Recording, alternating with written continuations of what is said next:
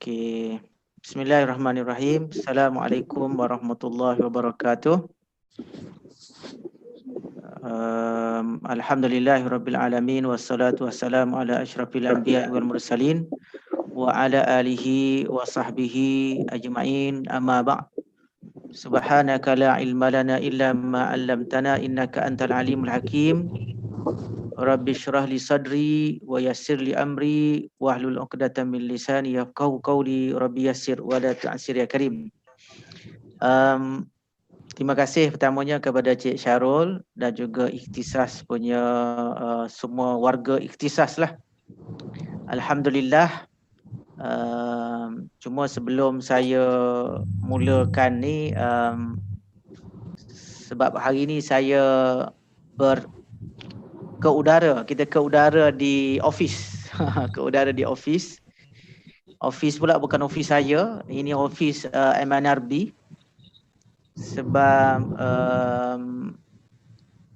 kata apa, pukul 11.30 nanti saya terpaksa berhentikan training kita.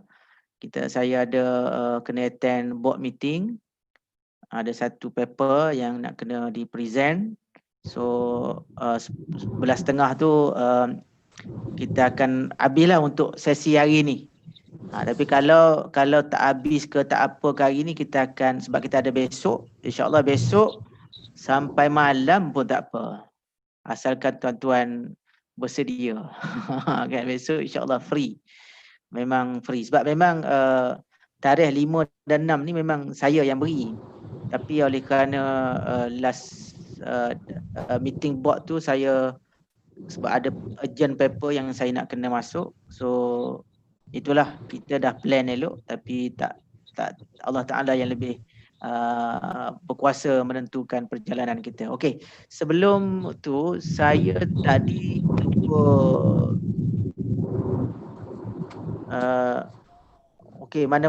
untuk melancarkan perbincangan kita. Jadi kalau boleh yang lain tu mute lah mic kan. Mute mic supaya orang kata apa, kalau ada soalan tu boleh melalui chat lah kan, supaya tidak mengganggu. Sebab bila saya di office ni, dia punya talian pun sebab kita share wifi ni, so takut tak smooth juga perjalanan saya. Cuma tadi saya cuba share screen, tapi sekarang ni dah hilang balik ni. Adakah saya nak kena share balik ataupun macam mana? Saya cuba balik lah. Minta tolong share semula Ustaz. Share semula. Kita dah bagi Ustaz sebagai co-host sebenarnya Ustaz okey. Kita dah benarkan Ustaz sebagai co-host. Okey, saya share balik. Sekarang ni ada nampak tak?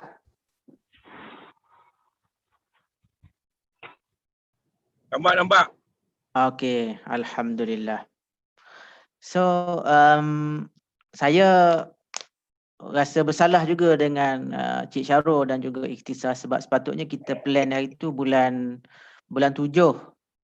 Bulan 7, tetapi saya ada sedikit masyakkah yang menyebabkan terpaksa ditangguhkan, dan alhamdulillah kita dapat bertemu di ruang maya ini pada pagi yang diberkati Allah Subhanahu Wa Taala.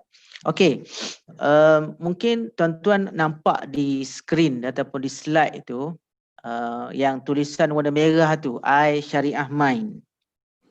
Okey, I Syariah Mind ni adalah rebranding kepada semua program syariah. Syariah di mana kita termasuk di bawah ni syariah training, syariah awareness. Kita ada bulletin juga sebenarnya. Kita ada bulletin, semuanya kita guna nama yang sama, iaitu I Syariah Mind.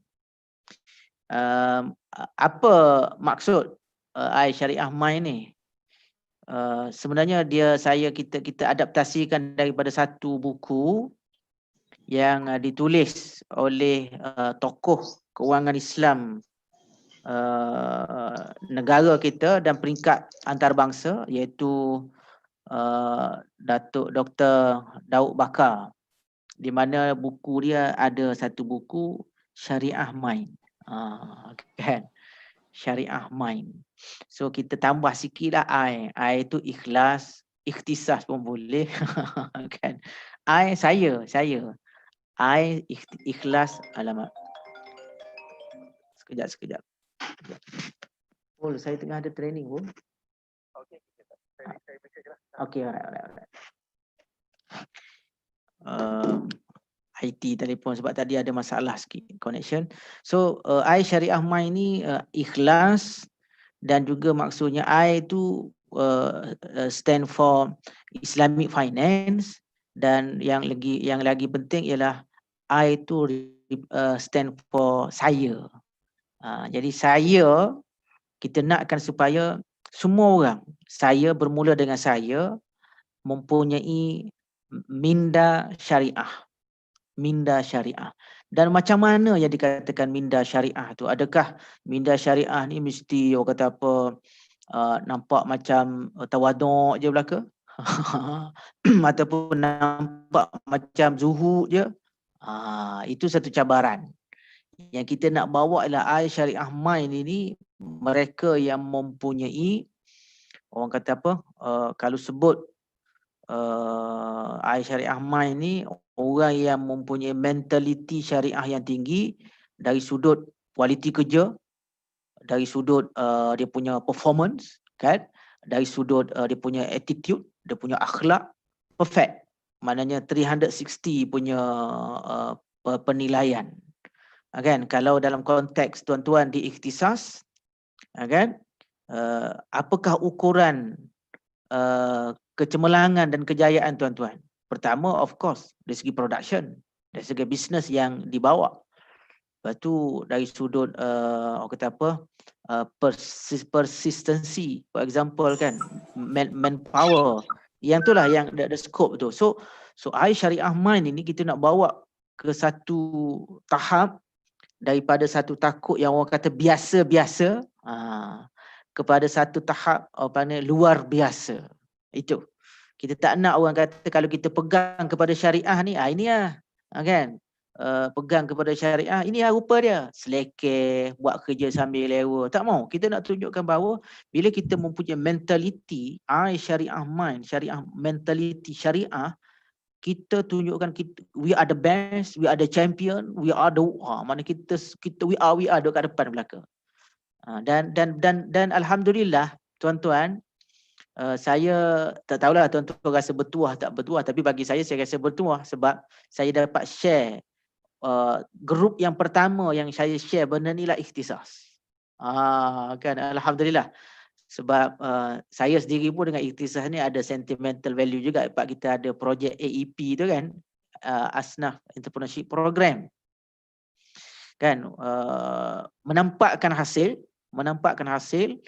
walaupun tidak kata apa, tidaklah sepenuhnya sebagaimana yang kita target, tetapi sudah mendapatkan hasil, dan kita kalau kita push lagi, insya-Allah kita boleh boleh pergi lebih jauh. Okey. Tuan-tuan, sebenarnya mengendalikan training secara online ni cabaran dia besar. Kan? Planning awalnya memanglah kita nak ada interaktif, kan, tapi saya pun macam first time ni lebih kepada one way lah dulu tuan-tuan. Bila saya dah master, sepatutnya kita macam ada Kahoot punya quiz sikit, lepas tu kita ada dia sebenarnya kita boleh pindah kepada satu smaller group untuk discussion dan sebagainya. Tapi saya memang surrender dulu. Saya belum dapat menguasai sepenuhnya lagi dia punya teknik-teknik tu. Jadi pada pagi ni tuan-tuan kena hadap dululah. Kena hadap dulu depan skrin, dengar suara saya. Tapi kalau tuan-tuan ada soalan, by all means, tanyalah soalan tu, sama ada tuan-tuan boleh mute kan mic dan tanya. Tapi kalau segan, boleh tanya through chat. Tapi saya rasa better guna mic lah. Semua orang boleh dengar soalan tuan-tuan. Kan, mudah cerita. Kan? Okey. orang kata apa, sejarah sedikit tuan-tuan berkaitan dengan wasilah kesejahteraan. Wasilah kesejahteraan ini dia sama lahir dengan takaful ikhlas. Sama lahir tuan-tuan. Dia lahir pun saya tak ada lagi. Mana tak ada bersama dengan takaful ikhlas lagi. Inspirasinya ataupun tujuannya wasilah kesejahteraan ini diperkenalkan. Dia merupakan modul syariah yang wajib dihadiri ataupun diambil oleh setiap ejen yang bersama dengan takaful ikhlas. Ini merupakan kata apa, modul asas yang perlu. Kenapa modul ini diperkenalkan? Kita ambil sorot sikit sejarah. Mungkin sebahagian besar daripada tuan-tuan dah dengar benda ni, tapi tak apa, dengar banyak kali pun tak ada masalah. Kan? Lagi lekat dekat kepala. Sebab dulu masa mula-mula takaful ikhlas ditubuhkan, maka ramai berbondong-bondong penghijrahan ejen-ejen daripada luar dan ada daripada konvensional, jadi bercampur aduk. So bagaimana pada masa itu pihak syarikat memikir bagaimana nak supaya di-streamlinekan, diselaraskan pemikiran ini dan diberikan kepahaman yang jelas kenapa tuan-tuan perlu berada dengan takaful, lebih-lebih lagi dengan takaful ikhlas. Maka kita bagi ilmu-ilmu asas berkaitan dengan syariah dan nama yang kita beri ialah wasilah. Wasilah ini jalan. Kita nak jadikan, sebab tuan-tuan bila bersama dengan takaful ikhlas, kita nak jadikan takaful ikhlas ni sebagai wasilah. Wasilah apa? Untuk capai kesejahteraan, kebahagiaan, kemakmuran. Tuan-tuan daripada mungkin income tak cukup, jadi kita bila join dengan takaful ikhlas, jadi jalan untuk tuan-tuan kata apa, glory, mencapai kemenangan, mencapai kejayaan di sini. Kan, wasilah iaitu jalan kesejahteraan, dan bagi kita tidak ada jalan lain melainkan kita kembali kepada asas kita iaitu syariah. Kan, biarlah orang kata apa sekalipun, bagi kita tidak ada jalan ataupun wasilah, cara, kaedah, metod untuk kita dapat raih kesejahteraan yang hakiki ialah mesti melalui syariah. Tidak boleh melalui jalan lain. Dan cuma pemahaman kepada syariah yang kita nak bawa ialah orang yang mempunyai syariah mind yang betul, mindset syariah yang betul. Kita tak nak lagi yang orang labelkan kepada kita, labelkan kita macam-macam, kan, dengan nama, dengan macam-macam lah. Jadi kita tak nak. Itu sebagai intro. Dan modul yang sama, modul ini kita juga applykan, imposekan kepada staff. Cuma kita tukar sedikit nama dia. Kalau ejen, wasilah kesejahteraan. Kalau kata apa, kalau untuk staff kita panggil risalah kecemerlangan. Risalah. Sebab untuk staff kita nak jadikan risalah ni asal daripada perkataan Rasul. Risalah ni dibawa satu kata apa, satu mentaliti perjuangan melalui takaful untuk mencapai kecemerlangan. Dia kena ada mentaliti itu. Mana air syariah mind ni dia kena ada bermentaliti dari sudut risalah, satu perjuangan, satu pengorbanan. Jadi bila di peringkat ejen ia merasakan ini satu wasilah, di peringkat staff ini merupakan satu risalah. Bila dia combine together, inilah yang akan membawa kepada kesejahteraan dan kecemerlangan bersama. Ini yang cuba kita garapkan melalui air syariah mind ni. Tuan-tuan kan? Jadi harapkan sebab tuan-tuan ikhtisas ini adalah homegrown, ELC homegrown, lahir daripada perut ibu dan bapa takaful ikhlas. Jadi kita nak lihat tuan-tuan ni mempunyai syariah mind yang ke depan, dan tuan-tuan boleh jadi contoh kepada yang lain. Bercontoh kepada yang lain. Tuan-tuan kan. Okey. Kos kita ataupun training kita ni ada 2 hari, hari ni dan besok. Sebagaimana yang saya sebut tadi, hari ni 9.30 sampai 11.30 sahaja. Besok kita akan sambung. Tapi besok kalau kita sambung awal sikit pun okey. Saya tak ada masalah. Pukul 9 ke.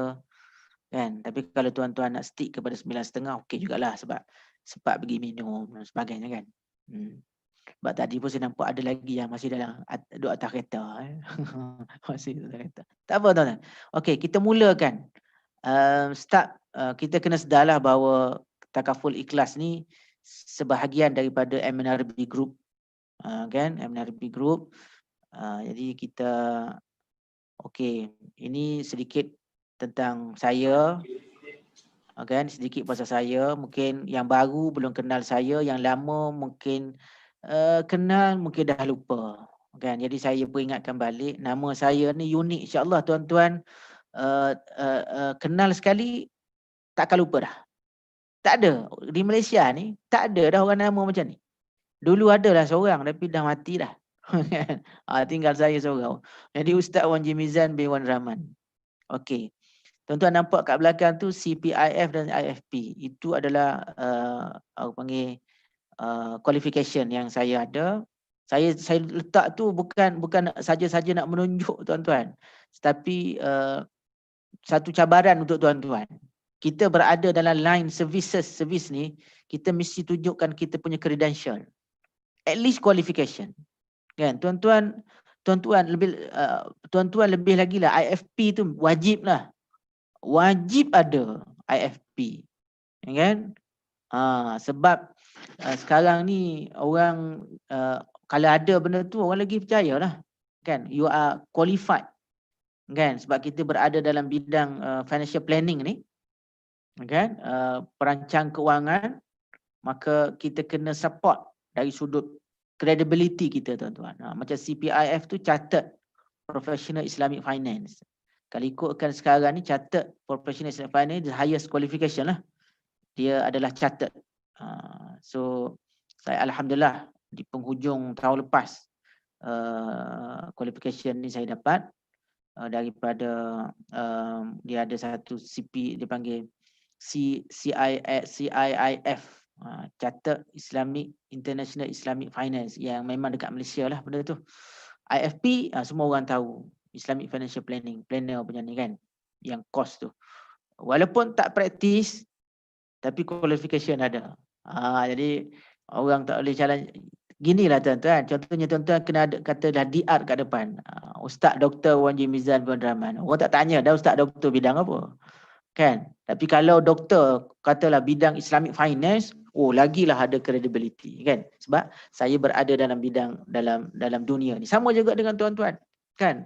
Mesti tuan-tuan, saya cabar warga ikhtisas semua kan? Supaya kat belakang name card tu mesti ada IFP. Kalau tak ada lekeh. Tak ada lekeh tuan-tuan. Saya yang tak buat tu pun boleh tak buat kerja financial planning macam tuan-tuan pun boleh dapat, apatah lagi tuan-tuan yang ada. Tak ada masa, itu alasan. Tak pandai, itu pun juga alasan. Mana ada orang lahir atas dunia ni tu pandai tuan-tuan. Saya dulu pun belajar masa IFP ni macam mana nak guna financial calculator. First time in my life guna financial calculator. Kena belajar macam mana nak guna menatang tu. nak guna kalkulator tu. Belajar. Satu hari suntuk ambil masa untuk belajar menggunakan financial calculator. Tapi kita belajarlah. Kan? Tak ada benda yang mustahil lagi. Okey ni tuan-tuan. Dan hari ni pun sebahagian daripada kita nak belajar. Okey. Ini biasalah peraturan dia kan. Masa program kali ikut kan 9.30 sampai ke 12, tapi kita sampai 11.30 saja. Jadi sepanjang kita punya ni minta tuan-tuan mute ataupun silent mode kan. Mode senyap kan. Walau bagaimanapun kita tak nampak, tuan-tuan kena berpakaian kemas lah tuan-tuan dan menutup aurat. Kan manalah tahu tekan video. Tengok-tengok tuan-tuan baju pun tak pakai. Kan? Tak boleh lah. Kita biar kita bersedia dari segi fizikal dan mental dulu. Macam saya, pengalaman saya sebenarnya masih bekerja daripada rumah, working from home. Work from home daripada day 1 PKP sampai sekarang, tapi cuma on and off lah datang ke office. Tapi kita make satu habit dah. Dapat kita macam nak pergi kerja juga. Macam nak pergi kerja siap, cuma tak pakai baju, tak pakai long sleeve dan sebagainya lah. Kan? Tapi kita ready, pakai baju cantik, pakai seluar, duduk depan laptop. Macam kita nak pergi office, cuma tinggal lagi kita diam. Sama juga dengan training online ni. Kan? Dia macam nak pergi training fizikal. Tinggal lagi kita secara online. Okay? Jadi, dan yang keempat, wajib hadir kursus ini selama 2 hari. Kalau tak hadir, ini maknanya akan menyebabkan tuan-tuan tak dikira sebagai hadir lah. Kalau hadir hari ni saja, besok tak hadir, dikira sebagai tidak hadir. Alright. Ini dia punya objektif. Okay, objektif kursus ni. Kita start dengan ni tuan-tuan. Sebab tu, bagaimana saya sebut tadi, kursus ni saya katakan dia adalah basic, back to basic. Kan, back to basic. Kita nak mulakan sebab bagi kita langkah yang ke-1000 tu mesti bermula dengan langkah yang pertama. Kalau langkah yang pertama ni tak betul, tak kemas, langkah-langkah yang seterusnya juga dia akan pincang. Kan? That's why awal ni penting. Sebab tu kepahaman, mindset, syariah mind tu mesti solid. Mesti solid. Sebab dalam kerja kita ni tuan-tuan, dalam kerja tuan-tuan adalah especially, lebih-lebih lagi pasca PKP ni kan, pasca COVID ni, bukan pasca lagi pun, masih lagi, tapi pasca PKP lah kita kata. Tak? Cabaran dia lagi tinggi. Cabaran lagi tinggi yang menuntut pengorbanan, yang menuntut mujahadah, jihad yang sangat tinggi. Kan? Sebab orang dalam keadaan takut-takut. Kan? Kita kena adapt dengan new normal. Kalau dulu mana ada training online macam ni. Kan, cabaran juga kepada trainer, cabaran juga kepada peserta. Sebab dia nak duduk melenguk depan PC. Kan, depan laptop, depan iPad ataupun depan gadget-gadget ni kan. Kalau dalam face to face physical, kita boleh tengok dah tidur dah. Kan. Dah tidur ataupun asyik keluar tandas, keluar masuk tandas je kan. Jadi cabaran ini yang menuntut orang kata apa, 1000 macam pengorbanan. Sebab tu bagi kita khusus wasilah ni ataupun wasilah kesejahteraan ini merupakan asas, back to basic. Di mana kita tengok balik, kita start dengan untuk memahami konsep Islam sebagai cara hidup. Kita tak nak putuskan. Ini yang disebutkan sebagai syariah mind tu, syariah mind. Dia tak pisahkan Islam tu daripada kehidupan dia. Kenapa dia sebagai agen? Sebab ini adalah kehidupan Islam. Kenapa saya buat ni? Ini adalah Islam. Dia tak pisah. Jadi bila begitu, dia terasa dalam jiwa dia buat kerja Islam. Bila buat kerja Islam, bukan mudah. Mudah tu bukan, orang kata susah tu bukan suatu benda yang bukan satu benda yang dia tak patut hadapi, bukan. Tapi kesusahan itu adalah nature, adalah dia punya, dipanggil lumrah, asam garam. Jadi soal putus asa tak ada. Kan? Jumpa orang 10 kali kena reject. Okay, I'm okay. Sebab kerja saya menyampaikan Islam. Orang selalu sebut Allah tak tanya kau berjaya tak berjaya, tapi Allah tanya kau buat kerja ke tak buat kerja. Tapi saya nak ubah sikit mentaliti itu. Bukan bermaksud, yang dimaksudkan Allah tak tengok result berjaya tak berjaya tu, bukan soal tu. Soal ialah keutamaan. Kan? Kalau kita tak buat kerja, macam mana nak dapat result? Kan? Dalam Islam ni dia tak fokus pada benda yang remeh-temeh. Kan? Tak fokus pada benda yang remeh-temeh. Jadi dah tahu dah, untuk dapat result kena kerja. Jadi pada fokus kepada result, baik fokus kepada kerja, sebab kerja yang akan menentukan result. Itu cara, itu dia punya mentaliti yang betul tuan-tuan. Tapi orang kadang salah faham, dia ambil benda tu kata tak apa, yang penting kita buat kerja, result tak ada pun tak apa. No, itu bukan soal result tak ada pun tak apa, tapi soal priority. Soal priority. Kan kita biasa dengar result apa ni dipanggil apa? Activity equal to result. Ada activity, ada result. Jadi dalam dua aspek ini, result dengan activity, mana yang lebih utama? Might as well kita fokus kepada activity. Kalau kita fokus kepada result, activity tak ada, macam mana nak dapat result? Tuan-tuan kan? Begitu. Lepas tu kita akan go through sama-sama nanti sistem muamalat Islam. Biar kita rasa proud. Tuan-tuan, jangan ada lagi sekelumit dalam hati tuan-tuan. Bila mana tuan-tuan sudah berada dalam berkecimpung, dah diberi kepahaman dalam bidang muamalat ni, nak pindah kepada konvensional. Ada sahabat-sahabat kita, sedih kita tengok. Kan ada sebahagian daripada sahabat-sahabat kita yang dah bersama-sama dengan takaful ikhlas, dengan takaful, tiba-tiba tukar. Pergi kepada konvensional, jadi ejen kepada konvensional. Sebab katanya produk kat sana boleh offer dengan lagi baik, lagi banyak insentif dan sebagainya. Come on lah tuan-tuan. Sebab tu kita kena faham kenapa tentang sistem muamalat Islam. Kan? Sebab tu kita mula dengan asas tadi. Baru dia tahu kenapa saya buat kerja Islam. Yang sistem yang saya nak perjuangkan ni, tak ada sistem yang boleh beat sistem ni.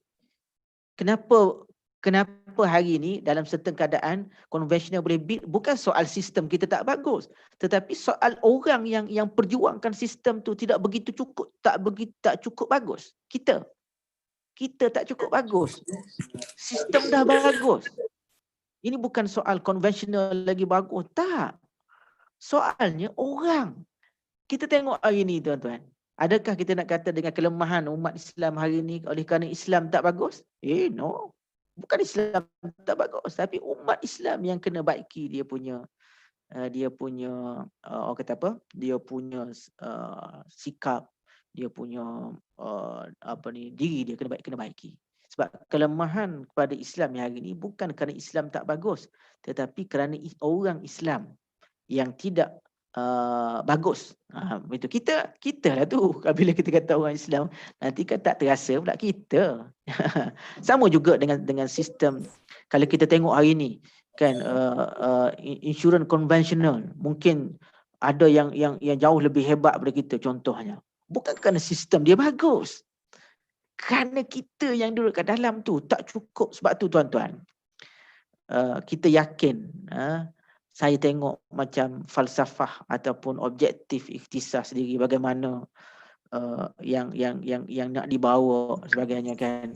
Tuan-tuan, kita tak nak kita kena buat lonjakan. Kan? Tengok ranking kita duduk kat mana sekarang ni, tuan-tuan. Ranking takaful ikhlas. Adakah kita tak bagus? No. Bukan kita tak bagus. Orang kenal kita, tuan-tuan. Orang kenal. Brand kita very strong. Kan? Orang kenal. Tapi yes, come on. Kita yang nak kena bawa. Okay. That's why kita kena faham sistem muamalat, konsep. Kita kena nampak betul-betul memahami perbezaan insurans dengan takaful ni. Jangan duk kelabu asap lagi, tuan-tuan. Ya. Kalau nak berjuang dalam bidang ni, kena faham betul-betul. Sebab tu Dr. Said Hawa dia kata al-fahmu muqaddam alal amri wan nahi. Kepahaman itu didahulukan berbanding dengan pergi cegah munkar dan nahi munkar dulu. Faham. Sebab bila faham, orang tak lari lah. Bila faham, orang tak lari. Tuan-tuan. Sebab apa orang kata pasangan suami isteri bermasalah? Sebab tidak saling memahami. Kan antaranya banyak dia punya ni, tapi antaranya ialah kerana masalah tidak saling memahami, kepahaman. Suami faham dia nak suruh isteri ikut cara dia. Kan? Isteri dengan kepahaman dia nak suruh ikut suami, ikut cara dia. Kalau masing-masing tidak mencari titik persepahaman, rumah tangga tu akan bermasalah. Sama juga kita tu, kalau kita tidak betul-betul memahami perbezaan ni, itu yang mudah goyah tu. Itu yang mudah goyah. Sebab kita tak faham. Okey. Lepas tu kita nak dalami juga sistem takaful ni macam mana. Biar kita rasa tersebut tadi kan. Oh, beruntung. Biar adalah dia rasa, oh beruntung aku. Mujur. Mujur Allah Ta'ala tak pilih aku jadi ejen konvensional. Mujur. Allahu Akbar. Alhamdulillah. Terima kasih ya Allah. Biar keluar begitu kok daripada jiwa kita, dari mulut kita, tuan-tuan. Jangan kata Allah menyesal jadi ejen tekapu. No. Kan? Ya, jangan ada. Sebab tu kita kena bina kepahaman yang betul. Okey? Lepas tu kita dalami beberapa aspek orang kata konsep tabaruk. Saya punya internet connection is unstable. Tuan-tuan. Okey lagi ni, saya rasa macam okey lagi. Alright. Okey, itulah objektif. Ni kalau kita buat ni, tuan-tuan boleh amalkan ni. Iaitu dengan tuan-tuan download lagu bacaan yang cantik, Al-Fatihah, lepas tu kita buat terapi. Ini biasa kita yang biasa kalau orang kata apa, biasa kalau masa physical training kita buat. Jadi tuan-tuan pun bolehlah ya, boleh.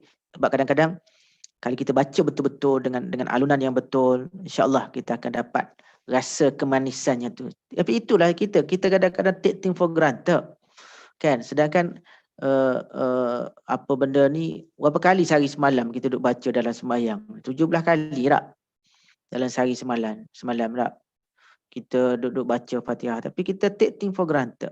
Itu yang menyebabkan kita tak boleh nak hayati dalam hidup kita ni. Okey, kita start tuan-tuan. Alright. Panjang mukadimahnya. Sebab supaya kita letak asas yang betul. Kan? Supaya tuan-tuan join Wasilah Kesejahteraan ni punya training tak sama macam tuan-tuan join training-training yang lain. Kan? Bukan kerana semata-mata nak dapatkan, dia panggil apa? CPD hours. No. Beyond that. CPD hours tu is given lah bila kita ikuti training, ya kan? Maka dapat.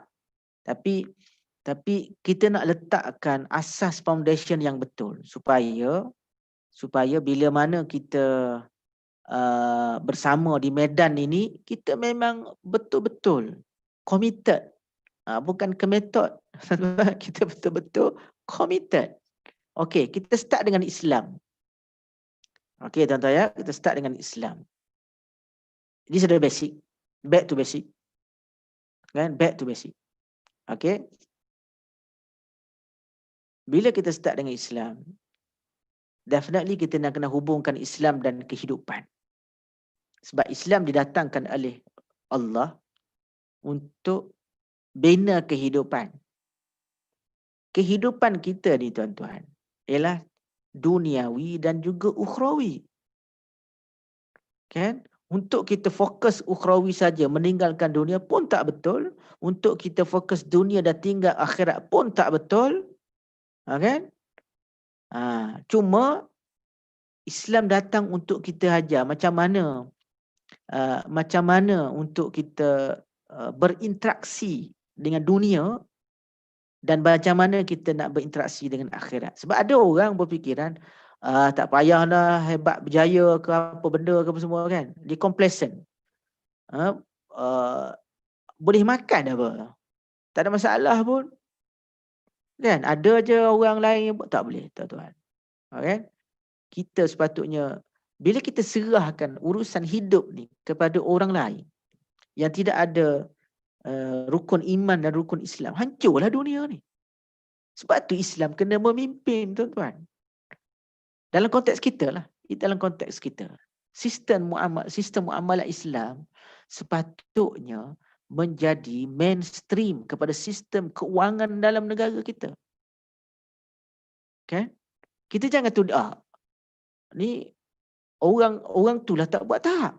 Sekarang ni let's kita start dengan kita. Sebab tu kita kena faham betul-betul, tuan-tuan. Kita kena faham ni Islam dan kehidupan ni kan. Ni yang kita biasa dengar, inna dina indallahi Islam. Sesungguhnya agama yang diredai di sisi Allah ialah Islam.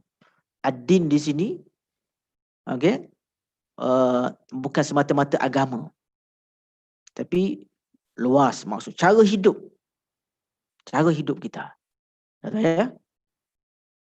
Sebab apa? Islam adalah agama kedamaian. Aslim taslam. Masuklah Islam, kamu akan sejahtera. Tuan-tuan, jangan takut. Jangan takut. Kadang-kadang kita rasa macam takut untuk tunjuk kita ni beramal dengan Islam. Kenapa takut? Sebab kita dah lama diracun pemikiran kita.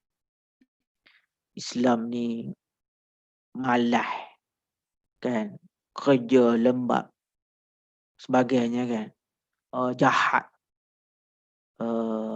Kalau 2 hari lepas ke bila saya dengar di radio IKIM, dia bercerita tentang Islamofobia, kan? Islamofobia. Tuan-tuan, sebenarnya dia ada bahasa-bahasanya dalam media, dalam penulisan untuk membangkitkan Islamofobia, kan? Bahasa-bahasanya untuk membangkitkan tu. Jadi kita kena hati-hati tau. Kena hati-hati.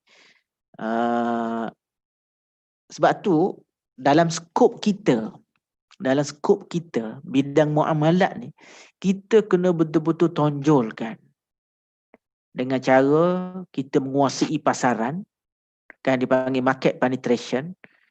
Tuan-tuan, kita kena increasekan penguasaan pasaran oleh dunia keuangan Islam ni. Nak tak nak, kita kena kerja kuat, tuan-tuan. Tuan-tuan kena kerja kuat. Tuan-tuan dalam ruang lingkup medan dan platform tuan-tuan, saya dalam medan dan platform saya, kita kena kerja kuat. Macam mana untuk kita beat sistem konvensional ialah dengan cara kita menguasai pasaran. Nak menguasai pasaran, bukan orang yang biasa-biasa. Kita kena jadi orang yang luar biasa, bukan biasa-biasa. Kan? Kita kena ada minda, mindset yang betul. Ini inspirasi yang kita nak bawa, tuan-tuan. Sebab tu bila mana idea ALC di Takaful Ikhlas ni, kita melihat ini antara orang kata apa, dipanggil pecutan untuk kita naik ke tahap yang berbeza dengan orang lain. Tuan-tuan, kita yang mula ALC ni sedar tak sedar. Walaupun sebelum ni kita dengan boost, dulu orang bila kita buat dengan boost ni macam-macam persepsi lah, kan, macam-macam persepsi. But now kita start yang kedua, kita start dengan ikhtisas. Lepas tu ada dah, sekarang ni dah ada beberapa ALC yang lain. Tuan-tuan, kenapa kita, tuan-tuan adalah solid kalau kita nak bicarakan soal kalau kita merasakan ragu dengan boost yang ada campur-campur, ikhtisas adalah solid, kan. Minta maaf saya sebut masih banyak gap yang perlu diisi oleh ikhtisas, kan. Tapi saya yakin dengan mindset yang betul, dengan asas yang betul, kita boleh beat. Tak ada orang yang kita tak boleh beat, tuan-tuan. Asalkan kita ada benda yang ni, kan. Jadi sebab kita bawa misi, kita bawa Islam agama kedamaian, kan. Kita bawa sistem Islam. Kenapa kita nak takut-takut? Kita bukan lagi kacau orang, kita bukan lagi bunuh orang, kita membawa misi kedamaian, kesejahteraan, peace of mind. Kan? Ketenangan fikiran. Kenapa takut-takut lagi? Kenapa ragu-ragu? Let's kita ni, kan. Lepas tu Islam menggalakkan kejayaan di dunia dan akhirat.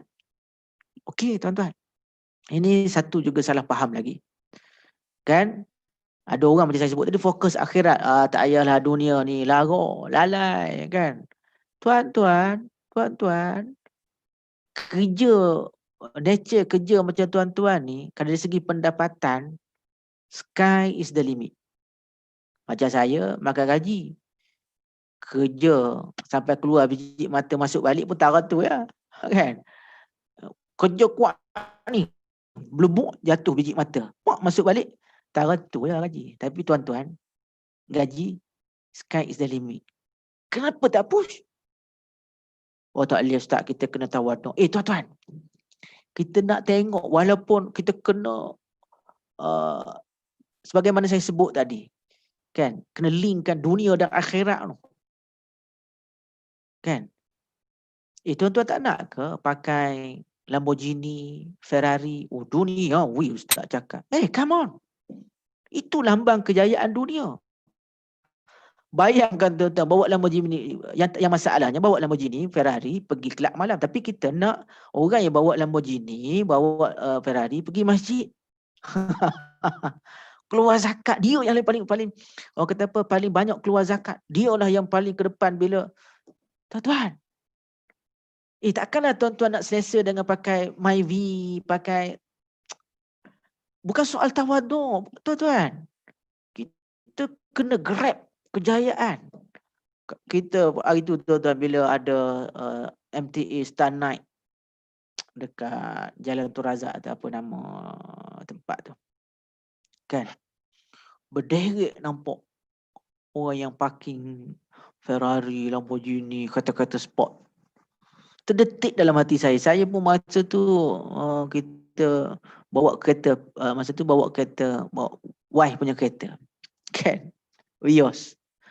Alamak, aku nak parking kat mana? Malu rasa nak parking, kan? Tapi tak apalah, kita staff. Tapi orang tak tahu kita staff. Orang beranggap apa bila kita pergi kat sini, ejen. Awak tak, alah. Ejen cabut dia pakai kereta Vios, tuan-tuan. Tuan-tuan, mentaliti kena betul. Jangan salah tu. Tak salah untuk kita kejar dunia.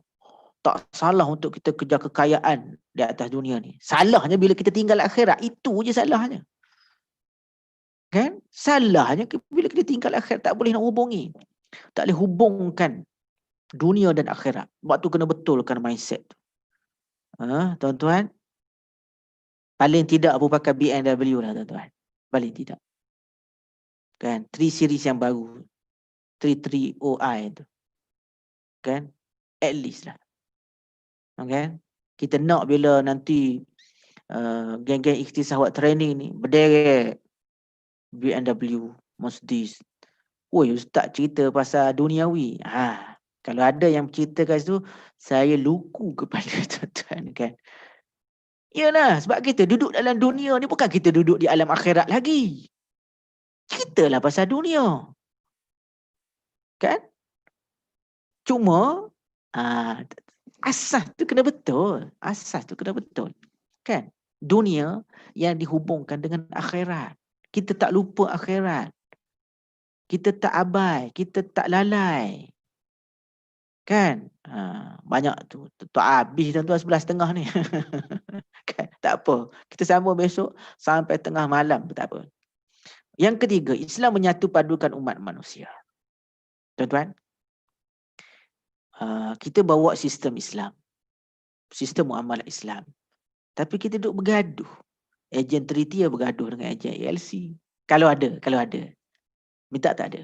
Kan? Itu bergaduh ni. Padahal kita bawa Islam lah ke? Kenapa kita tak boleh komplimen? Nak. Dalam dunia, bukan dalam dunia kerja pun. Dalam dunia kehidupan biasa kita. Kan? Kenapa kita tidak ada mentaliti saya boleh komplimen awak, awak boleh komplimen saya? Kan? Macam kita suami isteri, kan? We are not perfect, man. Kan? Kita bukan sempurna. Kita bukan Mr. Perfect. Kan? Bukan Mr. Arrogant. Kan? Ya, kita bukan Mr. Perfect.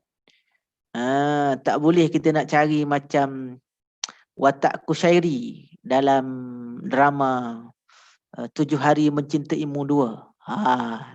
Kan? Kan? Ada ke manusia macam Kushairi tu dalam dunia sebenar, tuan-tuan? Kan? Bagus sayang, okey sabar isteri. Kalau dalam dunia biasa kita ni jenuh kena penyepak. Kan? Kena penyepak. Kan? Okey. Dia menyatu padukan manusia, bukan memecah belahkan sistem kita. Islam yang kedua, yang keempat, mencakupi segala bidang dan urusan kehidupan. Tak ada yang Islam kata apa, ini Islam tak boleh nak selesai ni sebab Islam tak ada cara. No. Kan? Islam adalah agama yang perfect, yang mencakupi semua aspek kehidupan. So ini Islam, tuan-tuan, yang kita anuti, yang kita warisi ni. Kan? Mungkin ada sebahagian daripada kita yang tidak warisi, tapi dia diberi hidayah oleh Allah Subhanahu Wa Taala dan kembali kepada agama fitrah. Tapi sebahagian besar, majoriti di kalangan kita ni yang warisi mungkin tak terasa ni. Ini melalui slot-slot sebeginilah kita nak menghadirkan rasa balik. Biar kita rasa bangga, yang biar kita rasa yes, aku bangga jadi orang Islam. Wa qala innani minal muslimin. Kita boleh declare kepada semua tanpa rasa ragu-ragu, saya orang Islam, saya beramal dengan Islam, tetapi untuk awak kata saya tak bagus, yang ni saya marah. Sebab Islam tak ajar saya jadi orang tak bagus. Islam ajar saya jadi orang bagus, Islam ajar saya jadi orang hebat, Islam ajar saya jadi orang kaya, Islam tak ajar saya jadi orang meminta-minta, tuan-tuan. Menagih simpati, tak. Ya? Okey. Kalau kita tengok secara diagramnya, inilah Islam yang kita dia ada akidah, dia ada syariah, dia ada akhlak.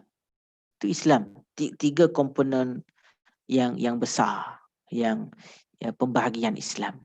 Dan ketiga-tiga komponen ni bukan terpisah-pisah, tak. Ya. Dalam syariah mesti kena ada akidah, mesti kena ada akhlak. Dalam akhlak mesti ada syariah, mesti kena ada akidah. Kan? Sebab kalau kita tengok kan, susunan tu, orang kata apa, akidah itu adalah benda yang bersifat dalaman, keyakinan. Syariah ialah apa kita manifestasi daripada keyakinan kita. Manifestasi, amalan. Apakah, kalau kita yakin sesuatu, apakah tindakan daripada keyakinan kita? Contoh, yang klasik, kita yakin tempat tu ada hantu. Contoh, kan? Apa tindakan kita? Oh, tak pergi lah tempat tu. Kan? Kalau orang suruh pergi pun, taubat tak pergi. Kalau nak pergi pun mesti berteman. Kalau untuk pergi seorang-seorang, tidak lah. Kan? Itu maknanya keyakinan melahirkan tindakan. So, dia ada relationship. Sebab tu bagi kita, bila kita cerita, contohnya bila kita turun ke bawah tu, pergi pengurusan risiko dan takaful kan, yang kat bawah tu. Kan? Sedih bagi kita, promote muamalat. Tetapi tengok perangai, tengok rupa, alamak, tudung pun tak pakai. Kan? Tudung pun tak pakai. Ataupun tak nampakkan akhlak, misread, misconduct, sonlak duit klien. Banyaknya komplain, bertimbun-timbun klien komplain. Sebab ambil duit klien. Saya tak kata ke tuan-tuan lah, tapi ini realiti. Realiti. Sebab komplain management di Takaful Ikhlas ni, each and every complaints tu memang di-share dengan saya, dengan syariah. Jadi kita boleh tengok. Sebab saya pun sit dalam komiti agent misconduct ni. Tuan-tuan, walaupun tidaklah begitu ketara, tetapi berlaku. Kenapa berlaku begitu? Sedih. Sedangkan kita kata tadi kan, kita yakin kita ada akidah. Akidah kita rukun iman. Syariah kita adalah rukun Islam. Akhlak kita adalah ihsan. Ihsan, buah dia. Apa hasil dia? Kita duk cerita pasal akidah syariah, tetapi akhlak tak ada. Hampir. Kan? Hampir. Tak ada. Ting kosong, zero, hilang. Sebab tu kita sedih. Sebab tu diagram ini bukanlah nak tunjukkan pecahan-pecahan itu. Pecahan itu untuk memberikan kepahaman sahaja. Tapi di antara kotak-kotak itu saling berkait di antara satu sama lain dan tidak terpisah. Tuan-tuan, kenapa kita boleh ada integriti yang tinggi? Kenapa kita tak buat misconduct? Kenapa kita tak misread? Kenapa kita tak solat? Sebab keyakinan kita rukun iman. Ni ada malaikat. beriman kepada malaikat. Ni dua, kiri dan kanan, yang duk catat.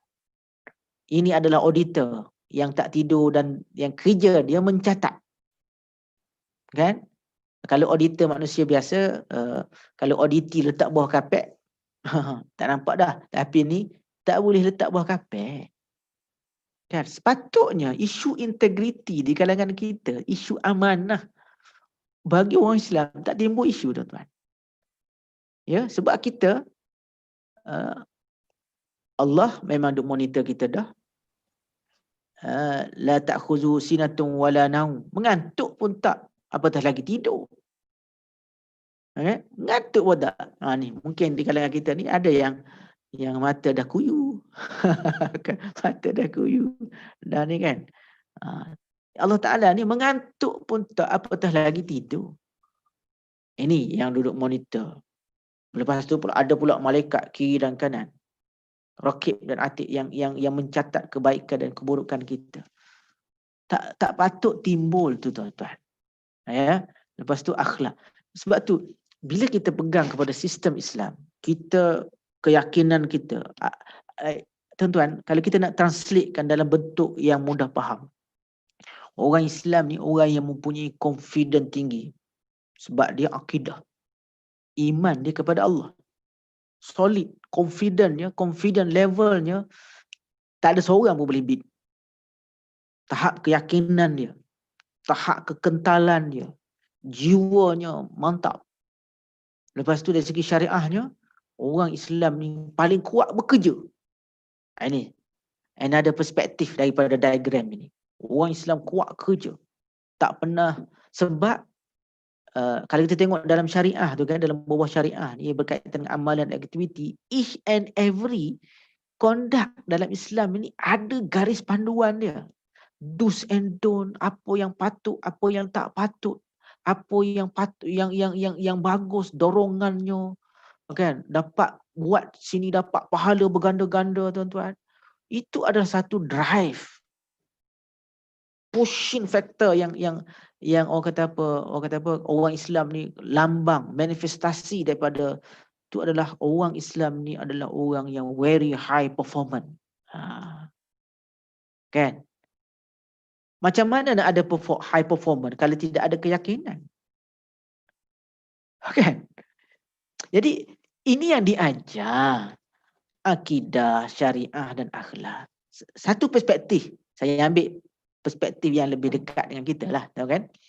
Ya, lepas tu pula kerja memanglah kena kuat, tapi kalau tidak dibaluti, dihiasi dengan akhlak, zero juga, tuan-tuan. Saya ada sembang dengan, tak ingat dengan siapa pun ni. Dia kata, kita ni kadang payah untuk cari orang yang hebat kerja, waktu yang sama berakhlak. Kan? Biasanya ada jenis orang memang dia dari segi akhlak memang marvelous lah, perfect, tapi kerja hampir. Ada orang yang memang hebat kerja tapi akhlaknya hampir. Kan? Jadi kita nak, itu yang inspirasi yang kita nak, tuan-tuan. Akidah, syariah dan akhlak, satu manifestasi kita orang Islam mempunyai keyakinan, confident level yang tinggi, tak mudah goyah, pendirian yang teguh.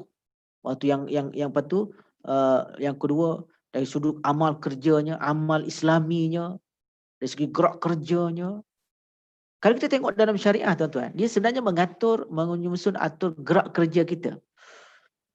Dalam Islam, gerak kerjanya adalah structured, systematic, well planned, tuan-tuan. Kita ambil salah satu contoh kan, dalam bab ibadah. Bawah syariah tu ada ibadah. Kita ambil bab solat. Cuba tuan-tuan ulas dan kupas solat dan kaitkan dengan kehidupan kita. Bermula daripada laungan azan, berwuduk, dan sehinggalah kita mendirikan solat, dan selepas daripada kita menunaikan solat. Very structured. Dalam bahasa Arabnya very munazzam, tersusun atur, tersusun in order, well planned. jelas dia punya target objektifnya, kan? Jelas apa yang patut dibuat, jelas apa patut dicapai, kan? Tapi when it come to real life, reality kita, tuan-tuan, sebab kita letak sembahyang tu pada waktu dia, kita tak bawa dalam kehidupan. Sebab tu dimensi yang berkaitan dengan Islam sebagai agama ni, tuan-tuan, kan, bagi saya ialah high performance. Syariah tu adalah manifestasi kepada ataupun suatu gambaran kepada umat yang high performance. Sebab kerja berobjektif, kerja bersusun, kerja tersusun, structured, munazzam, in order, ada target jelas, tuan-tuan, well planned. Datang pula Ramadan, tengok susun atur dia, kan? Sehari, dalam sehari ada solat, dalam seminggu ada solat Jumaat, dalam setahun, kan, dalam setahun ada puasa, ada haji, tapi bukan serius semua, ada gaya. Nampak tak? Kan? Dalam Islam ada gaya. Masuk gaya tu gembira lah, kan? Bukan serius semua mesti orang kata apa, poker, tak. Ada gaya. Gaya sampai 2 kali setahun. Nak tunjukkan tak salah, kan? Tak salah, tuan-tuan, untuk kita gembira dan sebagainya, kan? Lepas tu dimensi akhlak, tuan-tuan, itu adalah perfect. Kita ni orang Islam ni soal perfectionist, bukan yang negatif. Orang kata apa moto, ada satu moto syarikat otomotif tu, dia kata apa, doing first right, apa, tak ingat dia punya moto dia, mana buat sesuatu benda tu kali pertama dah betul, kali kedua, kali ketiga. Bukan maknanya kali pertama error lagi, try lagi, tak. First thing tu dah buat tu dah betul, dah perfectionist. Tuan-tuan, kita prepare quotation client, kita isi form, kan, kita very particular, mana kita buat dengan betul. Itu manifestasi ataupun gambaran kepada akhlak. Very perfectionist, tuan-tuan. Lepas tu dia turun ke bawah. Jadi kita orang kata apa, tuan-tuan, kalau kita tapis benda, kan, tapis, kita ada bekas, kan, kita katalah kita nak tapis tapis apa ya, tapis air tebu lah. Kita ambil air tebu, kita mesin, kita perah, kita letakkan ada satu penapis, lepas tu kita ambil daripada bawah, kan, kita ambil tu yang hasil daripada tapisan daripada atas, right? Jadi yang duduk kat bawah ni dia subjek kepada yang atas, kan, subjek kepada yang atas tu. Bukan maksud bila duduk kat bawah tu tak perlu tengok, ya, tak, dia related. Contohnya kita duduk dalam pengurusan risiko dalam bidang takaful, semangat yang kita kena ada daripada penghayatan ini, confident level kita, soal pendirian teguh kita, soal kuat kerja kita, dan soal perfectionist kita. Kombinasi kepada ni, tuan-tuan, kalau kita betul-betul hayati, nobody can beat us. Tak ada orang yang boleh lawan kita, boleh tewaskan kita. Boleh tak, tuan-tuan? Kalau kita boleh wasilah ni takat tu, faham diagram ni, kan, kita tak payah cerita panjang dah. Kan, tak payah cerita panjang, tak payah dah nak membebel banyak-banyak sampai 2 hari kena mari sini, kan. Fahamnya takat tu, tuan-tuan, enough, cukup lah. Tapi baik sukar jugalah untuk kita bawa inspirasi tu, tuan-tuan, kan. Sukar, bukan mudah lah. Alright, okay. Ni tentang dalil-dalil lah, ya. Dalil-dalil yang boleh kita tengok, ya, tentang bagaimana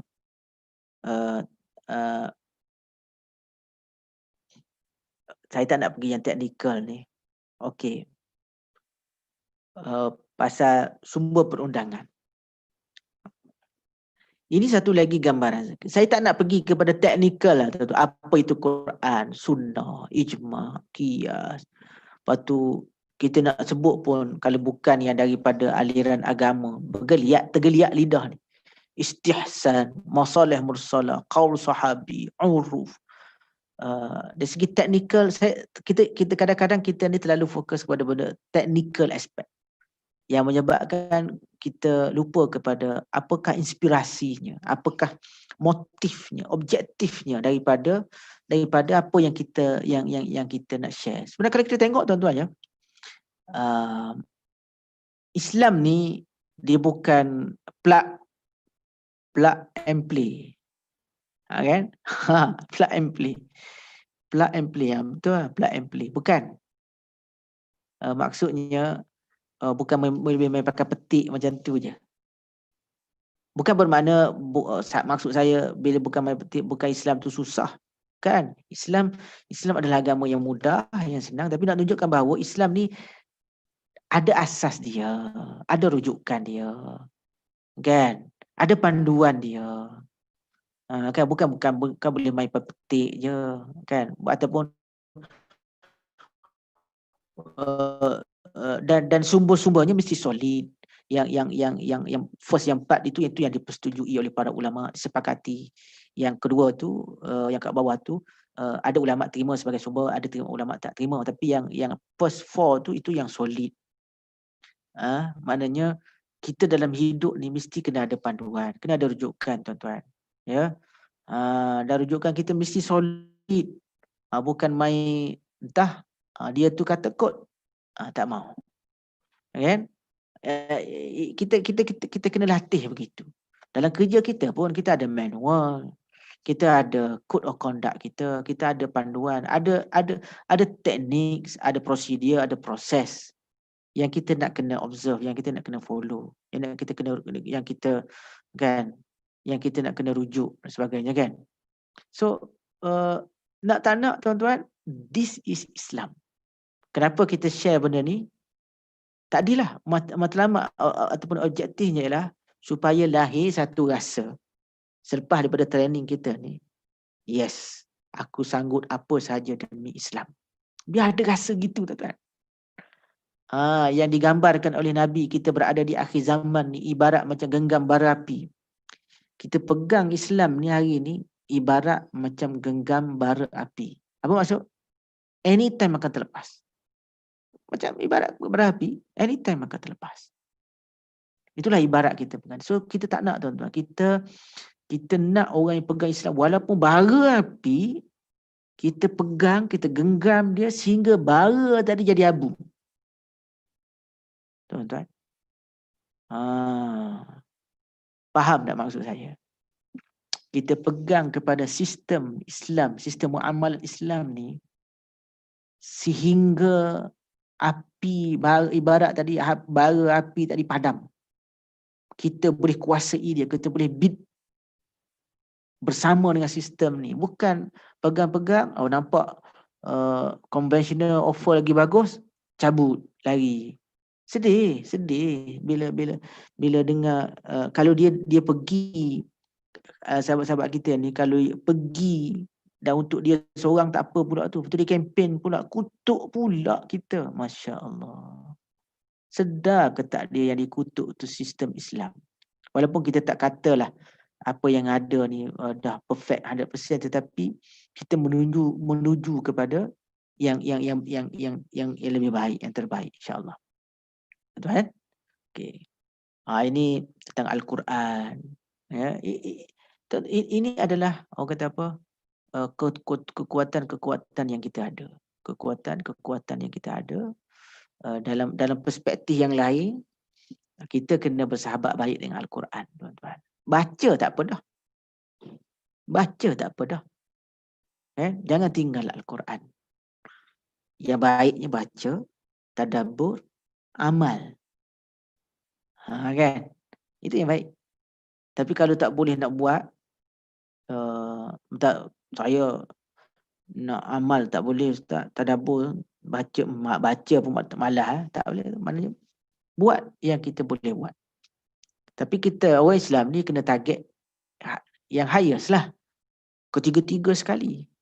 Tak boleh, tak apa. Niat tu niat mesti kena yang paling banyak, tuan-tuan. Niat sebab kita Islam ni niat boleh dah.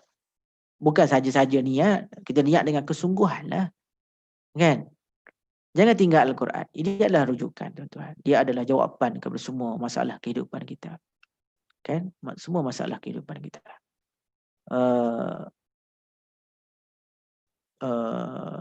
Tuan-tuan mungkin ada pengalaman sendiri, kan? Saya terlibat dalam dunia perubatan Islam, kan, dengan Darul Syifa. Bukan kata sebelum tu tak yakin. Jadi daripada pengalaman kita berubat menggunakan ruqyah syar'iyah ini, itu Al-Quran, menambahkan lagi keyakinan, tuan-tuan. Menambahkan lagi keyakinan yang Allah Ta'ala kata Al-Quran itu syifa wa rahmat, penyembuh dan juga memberi rahmat. Tuan-tuan ya, saya pernah satu ketika dulu, tangan saya ni kat sini dia ada macam benjol kat sini. Sini, betul-betul kat sini, benjol. Saya pergi jumpa doktor. Kebetulan lah bukan semata-mata benda ni. Jumpa doktor, saya tanya ke doktor, ada usal bukan ibu jari kat sini. Saya kata, tunjuk kat dia, doktor pegang, tak sakit. Dia macam benjolan tulang keluar kan. Wallahualam mungkin lemak ke. Kalau pergi klinik ataupun hospital, dia kata memang cara dia adalah dia operate lah, belah. Kan, belah. Saya kata takkanlah nak belah benda yang simple itu kan. So masa tu saya tidak terlintas untuk meruqyahkan, sebab biasanya kita kadang masyarakat kita ni ruqyah perubatan Islam, kita pasal hantu je. Kan gangguan dia. Tak, perubatan dengan Islam bukan semata-mata hantu, tuan-tuan. Bukan semata-mata hantu, tapi dia adalah rawatan komplementari, kan? Jadi saya pun mulalah, saya pun ruqyah sendiri dan saya pun minta diruqyahkan. Antara ayat yang saya baca lah, kan, kalau tuan-tuan nak ayat ni, kan, kalau yang melibatkan tulang ke, sakit urat ke, seliuh ke, patah ke, antaranya surah Yasin. Wa daraba lana masalan wa nasiya khalqah qala man yuhyil 'idhama wa hiya ramim, wa ya kul yuhyiha allazi ansha'aha awwala marrah wa huwa bikulli khalqin alim. Kan? Jadi perumpamaan ayat tu, maksudnya perumpamaan masalan wa nasiya khalqah qala man yuhyil 'idhama wa hiya ramim. Qala man yuhyil 'idhama wa hiya ramim. Mereka bertanya, siapa yang boleh menghidupkan, yuhyil 'idham, menghidupkan tulang belulang ini, wa hiya ramim, bila mana dia hancur lebur. Kan, maka Allah Taala jawab, kul yuhyiha allazi ansha'aha awwal. Maknanya Allah Taala yang menghidupkan kamu dulu, yang jadi kamu dulu, dia pula yang boleh mencantumkan balik tulang temulang ini. Jadi saya duk baca, duk gini kan, tanpa disedari, wallahualam, sehingga sekarang dah hilang. Dah tak ada dah benjolan dia. Hilang. Kan? Jadi itu pengalaman. Bila kata-kata, oh, Al-Quran, banyak lagi pengalaman yang lain lah. Yang orang kata apa, kita boleh tengok dengan sendiri, with our own eyes tu, bagaimana Al-Quran ni menjadi yang mempunyai mukjizat, kehebatan. Sebab tu sekalipun mungkin tuan-tuan tidak beramal ataupun tidak praktis, tidak menjadi pengamal perubatan Islam yang menjadikan Al-Quran sebagai ruqyahnya, bukan bermakna tak boleh baca Al-Quran, tidak boleh dapat manfaat, tak ada masalah. Quran ni tengok pun boleh pahala, apa lagi tuan-tuan. Sebab tu sumber kekuatan kita ialah Al-Quran. Tuan-tuan, tak boleh tinggal. Perspektif perbincangan, kan, saya punya internet connection is unstable. So maknanya kita letak kat situ lah, tuan-tuan. Ya, kalau kita nak cerita pasal sumber perundangan, sumber dalil, hukum, biarlah itu baca sendirilah. Tapi kita nakkan terbitkan satu rasa Sebab tuan-tuan, kita berada dalam medan ni. Medan kita ni banyak cabaran sebagaimana saya sebut tadi. Jadi kita tak nak, mesti kena cari apa, di manakah sumber kekuatan ataupun sumber untuk kita bina kekuatan. Ya, Al-Quran. Al-Quran, tuan-tuan. Tak baca Al-Quran. Ya, carilah penawar dari situ, insya-Allah. Yang kedua, sunnah. Masya-Allah. Kan Nabi kita sallallahu alaihi wasallam meninggalkan kepada kita khazanah yang cukup hebat, kan? Sunnah tu merakumi perkataan, perbuatan ataupun apa yang Nabi persetujui. Bukan dalam bentuk perbuatan, tapi Nabi endorse. Kan, takrir tu maksudnya endorse. Nabi tengok perbuatan sahabat, sama ada Nabi kata ya, apa yang kamu buat ni betul.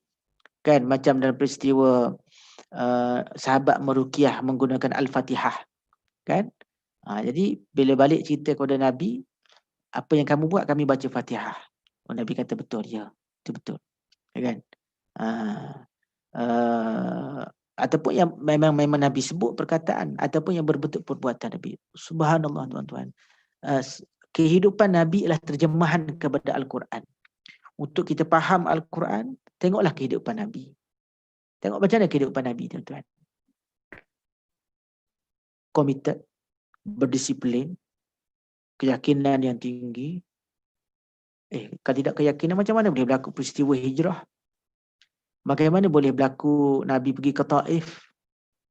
Tuan-tuan, sahabat-sahabat kita yang pernah ke Mekah, kan, pernah pergi Taif. Kita naik bas. Naik bas berekon. Ya, daripada Mekah ke Taif 3 jam lebih kurang. Kan? Highway. Nabi dulu naik unta, kan, melalui jalan yang berbatu-batu, berbukit-bukit. Kan? Tetapi mempunyai dia punya aims yang jelas. Dia punya fokus nak pergi dakwah dan sebagainya. Walaupun dakwah Nabi tidak diterima. Kan? Nabi dihalau, dihina sehingga kan Nabi dilontar batu sehingga berdarah. Subhanallah. Kan? Bila kita pergi Taif tu, ada satu tempat tapi bas tak boleh nak berhenti, kan. Masa kita tu dia akan tunjuk lah. Biasanya dia punya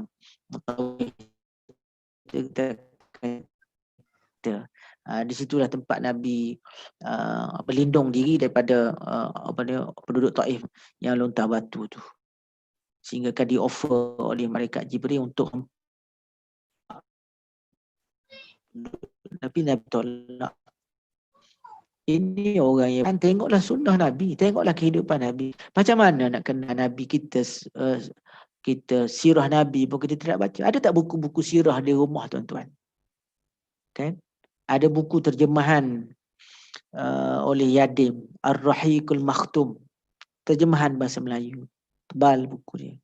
Ataupun mana-mana buku sirah. Ada tak, tuan-tuan? Ataupun kalau kita nak kenali Nabi SAW, beli buku Syama'il Muhammadiyah. Telaga biru ada tebal, kulit tebal, beli. Syama'il Muhammadiyah tu himpunan cerita tentang kepribadian Nabi SAW yang dihimpunkan oleh Imam At-Tirmizi. Kan, Syama'il Muhammadiyah. Masya Allah, tuan-tuan. Kalau tuan-tuan baca buku tu, kan, Masya Allah. Takjubnya, sahabat Nabi kenal Nabi, dia boleh cerita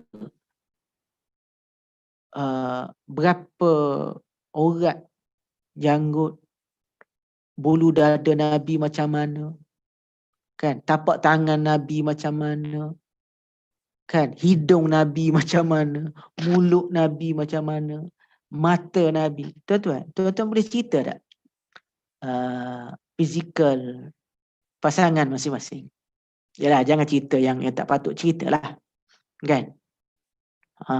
Cuba describe hidung pasangan masing-masing macam mana. Boleh tak? Spontan.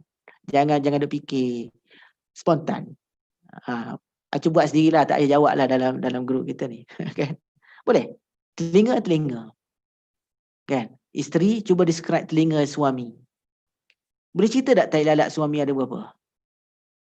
Ataupun isteri tak lalat isteri, suami tak lalat isteri ada berapa? Fail. Kita fail. Para sahabat, tuan-tuan, boleh cerita. Cuba tengok kehidupan para sahabat macam mana. Bila dia sayang Nabi, dia sambil lewa macam kita ke, tuan-tuan?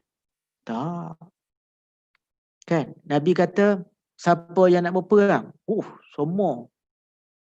Sahut tak kira, tak ada peralatan ke tak ada ke. Ya, orang kata apa, tetap sahut seruan Nabi. Sehingga kan ada satu sahabat tu dirakamkan dalam Al-Quran, datang jumpa Nabi dalam keadaan menangis-nangis. Sebab apa? Tak ada ruang untuk turut sama berjuang dengan Nabi. Menangis sebab tidak ada ruang untuk turut berjuang dengan Nabi. Dah tertutup opportunity. Menangis. Kita menangis juga. Alhamdulillah. Dah tak dapat. Alat mujur tutup dah peluang. Tak payahlah kita terlibat. Kan? Contohnya dalam bab korban baru ni. Kan? Mujur bahagian dah habis. Bukan sedih. Bukan tepuk dahi. Masya Allah. Apalah, kenapalah aku lalai sangat sehingga luput peluang untuk buat korban. Kenapalah, aduh salah kan. Macam generasi sahabat dulu. Kan? Sebab tu sahabat boleh jadi hebat sebab dikenal Nabi. Kan? Kenapa kita tak boleh jadi hebat? Macam sahabat, jawapan ialah sebab kita tak kenal Nabi. Sebab tu bicara kita tentang sunnah yang merupakan rujukan yang kedua ni. Saya nak bawa daripada perspektif itu. Kalau kita nak cerita pasal teknikal, boleh. Sunnah apa maksud? Lepas tu hadis-hadis dia bagi, hadis mutawatir, hadis. Tak payahlah teknikal, tuan-tuan. Tuan-tuan baca buku sendiri ya. Tapi kita nak ambil spirit tu. Kita nak ambil semangat tu, tuan-tuan. Saya bercakap ni tak sedar ni, tuan-tuan. Tuan-tuan nak rehat dulu ke tak nak? Jalanlah kan, kita jalanlah, tuan-tuan. Bukan payah pun, tak ada telinga je. Terus, jalan terus. Jalan terus kan. No, tak payah paling belakang lah, kan. Kita jalan terus. Jalan terus, tuan-tuan. Takut stop kan nanti dia hilang momentum. Semangat ni, saya tengah semangat ni, tuan-tuan. Saya bersemangat tu sebab saya yakin tuan-tuan semangat. Saya yakin.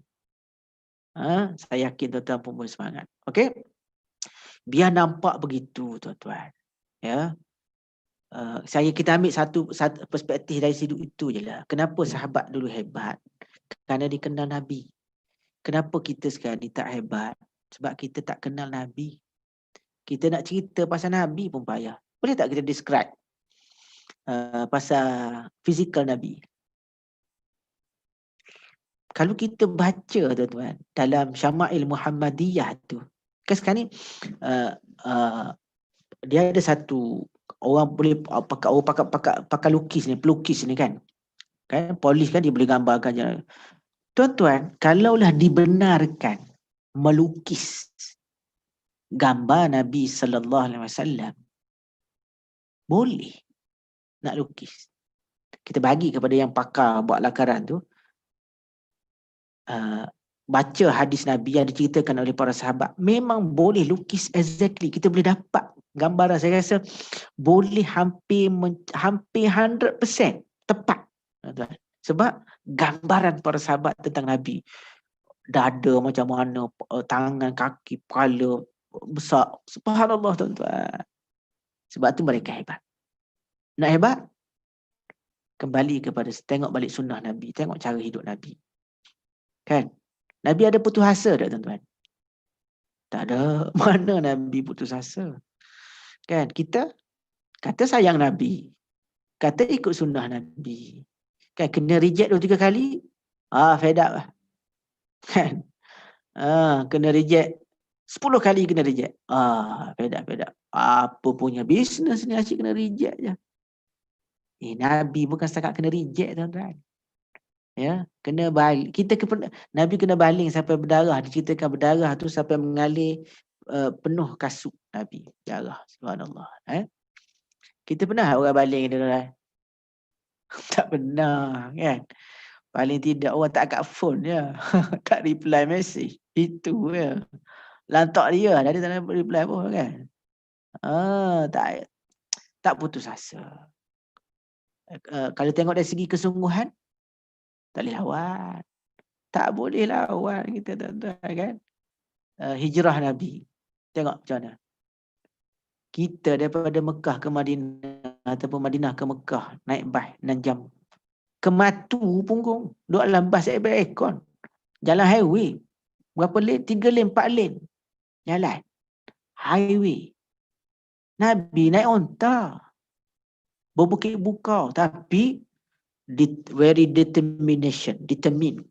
Dia punya determination is very high. Very ni. Nabi bukan pelarian. Isu hangat semasa. Nabi bukan pelarian. Nabi dijemput ke Madinah. Dan Nabi pergi dengan misi buat dakwah. Nabi bukan melarikan diri. Jadi istilah itu tidak tepatlah untuk merujuk kepada Nabi sebagai pelarian. Okey tuan-tuan. Kesungguhan. Apa lagi? Kasih sayang, tak payah cerita. Nabi, para sahabat. Nabi SAW ni menyayangi sahabat dan sahabat menyayangi baginda. Sahabat tu memanglah kan segala-galanya. Dan Nabi sendiri pun sayang kepada sahabat-sahabatnya. Sehingga Nabi ungkapkan, bila kita sayang kepada sahabat ni, kita kena ucap. Kan? Saya sayang kau. Boleh? Berani buat? Kan? I love you. Cik Syarul jumpa Cik Husaini. Kan? I love you Cik Husaini. Cuba cakap depan staff. Kan? Cik Husaini jumpa siapa ni? Jumpa Cik Adi. Kan nama dia kan? I love you. I love you bro. Kan? Memang haru jadi nanti kan. Tapi itulah yang diajar di Nabi. Bila kita suka kepada seseorang, kita kena beritahu. Tak boleh panjang tuan-tuan ya, pendek je. Lepas tu ijma'. Ijma' ni persepakatan para ulama dalam satu isu. Ya, persepakatan para mujtahid. Tak semua orang boleh buat, tak boleh bersepakat. Tapi nak cakapnya dalam Islam ni soal persepakatan, persepahaman, kesatuan dijadikan salah satu daripada sumber perundangan, iaitu ijma', persepakatan. Kan? Kita orang Islam tak boleh berbalah lah tuan-tuan. Kena bersatu. Kan? Sebab tu bagi saya, bila mana kita duduk bergaduh antara takafur dengan takafur, ejen takafur, contohnya AIA bergaduh dengan kita, duk hentam kita, Zurich duk hentam kita, ataupun kita hentam dia, tak cantik lah. Tak cantik. Sedangkan salah satu daripada sumber perundangan dalam Islam bicarakan soal persepakatan. Itu saya nak ambil spirit tu. Saya tak nak kepada teknikal tu tuan. Teknikal tu. Kalau kita nak berjuang musuh medan perjuangan kita dengan konvensional tu, kenapa kita nak bergaduh sama sendiri? Kan? Tapi bila orang duk attack kita, Islam ajar kita supaya kita counter attack lah, mempertahankan diri. Kita tak boleh lari lah tu. Kan? Tapi ini spiritnya tuan-tuan. Jadi saya pergi pendek je. Qiyas. Qiyas ni adalah satu kemahiran.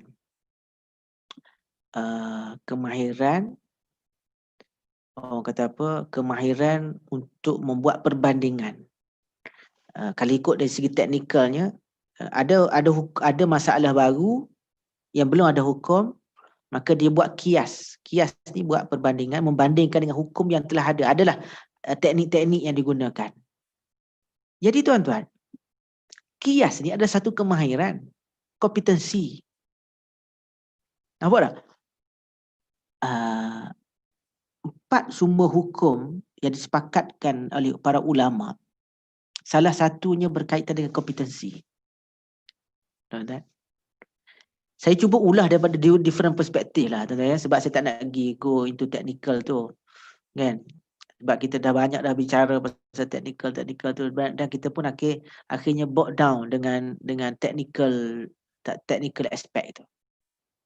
Kan. Oh sekejap tuan-tuan, saya bateri nak habis. Saya nak tekan switch sekejap.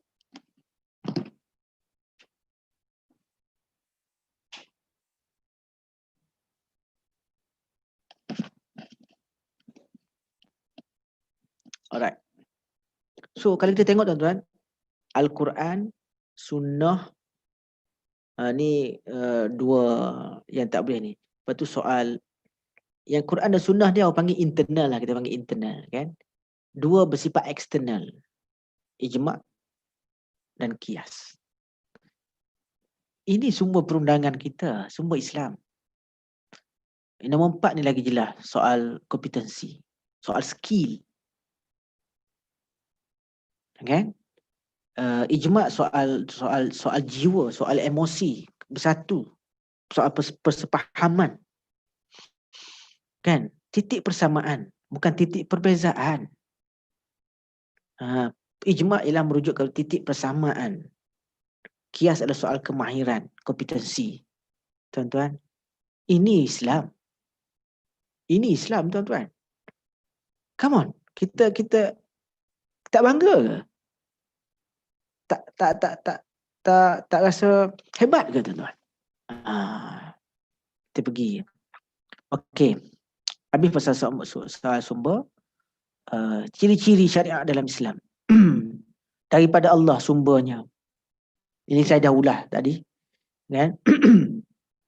Kalau daripada Allah, tak ada sedikit pun sebesar zarah kelemahan ataupun ketidakadilan ataupun kecacatan, sebab dia datang daripada Allah, dunia dan akhirat. Tadi saya dah sebut dah, tuan-tuan, hari ini antara syariah mind yang saya nak ada pada warga ikhtisas ialah saya mesti kaya.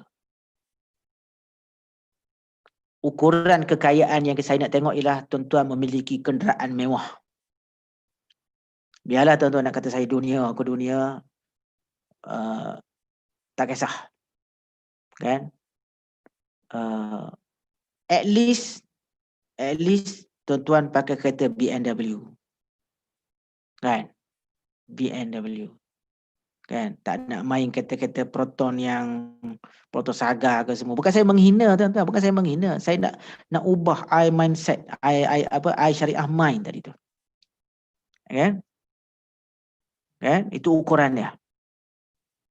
Kita nak supaya kalau ada program ke apa benda nanti, berderet parking kereta mewah daripada ikhtisas. Mustahil ke, tuan-tuan? Mustahil? Tak mustahil. Orang lain boleh buat. Orang lain boleh buat.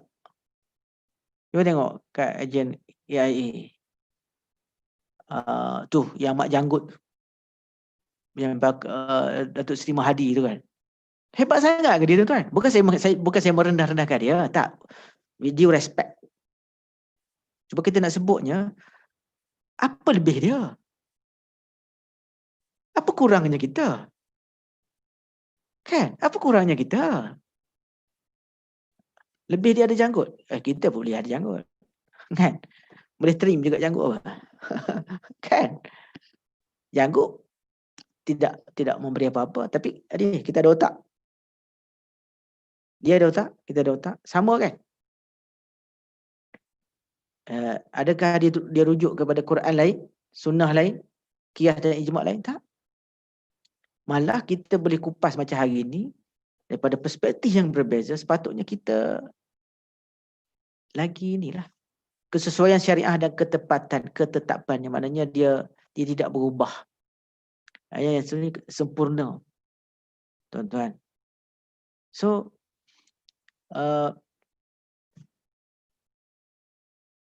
Islam ni layak, Islam yang sempurna begini, tuan-tuan, yang maha perfect ini, yang datang daripada Allah, kan, layak dipegang oleh mereka yang boleh menghayati kesempurnaan dan kejituan Islam tu. Malu lah kita, tuan-tuan. Malu lah. Kata pejuang kepada sistem Islam nampak selekeh je. Banyak isu, banyak masalah je. Kan? Malu lah. Malu. Kan malu. Jadi kita kena buktikan. Kita yang pejuang ke sistem Islam ni, kita memang we are the champion. Okay? Alright. Okay. Satu lagi aspek tentang yang kita biasa dengar, maqasid syariah. Okay. Maqasid syariah ni kena secara mudahnya beginilah. Okay.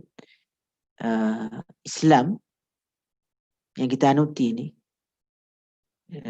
dia diturunkan oleh Allah Subhanahu Wa Taala untuk memberi kemaslahatan dan membuang kemudaratan. Okay. Islam bawa maslahah, capai maslahah dan hilangkan kemudaratan. Ya, tuan. Okay. Itu adalah Islam.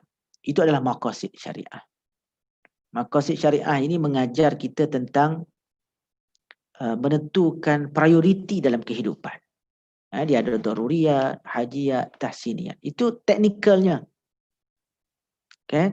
Tetapi secara umum, secara ininya mengajar kita menentukan, dipanggil ilmu berkaitan dengan fiqhu al-awlawiyat, memahami keutamaan dalam hidup.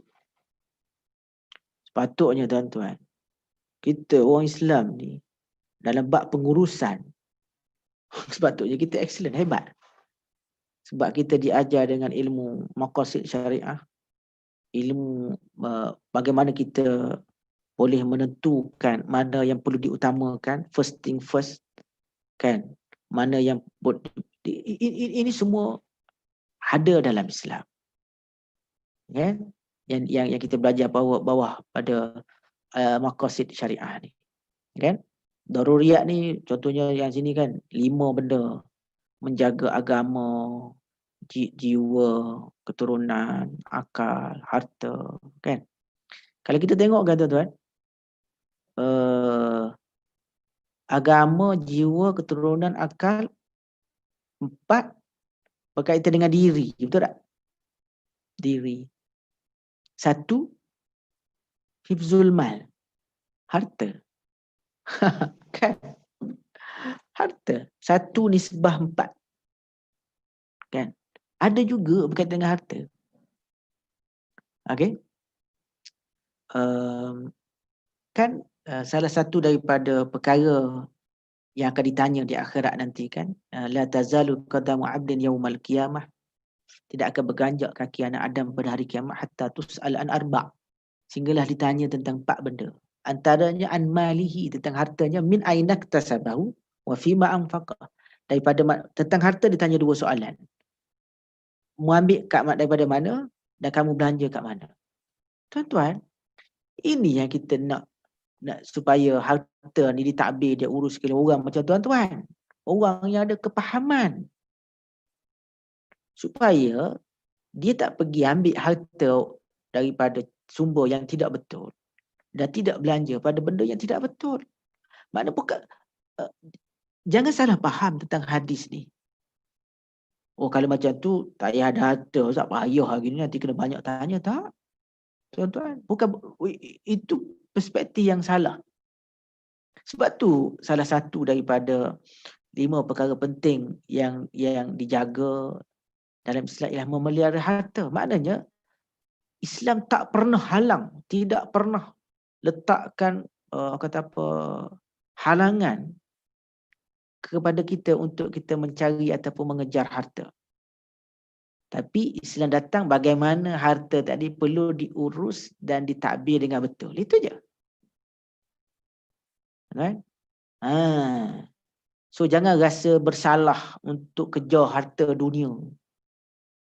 Jangan pernah rasa bersalah untuk mengejar kekayaan dunia. Jangan pernah rasa rendah diri ataupun bersalah, rasa tak tawaduk, rasa tak warak bila mana tuan-tuan bergaji besar, harta banyak, pakai kereta mewah. Jangan rasa tak warak. Kan? Sebab warak, tawaduk, itu semua bukan duduk kat situ, tapi duduk kat hati. Jadi jangan biarkan harta tadi bertahta di hati. Itu masalah. Kan? Biarlah harta tadi duduk kat luar. Hati itu biarlah diisi dengan warak dan sebagainya. Kan? Jadi biar hati yang boleh takbir harta, bukan harta yang mentadbir hati. Itu jadi masalah. Tuan-tuan. Dah, bangun tidur. Cukup mengelamun. Kan? Cukup.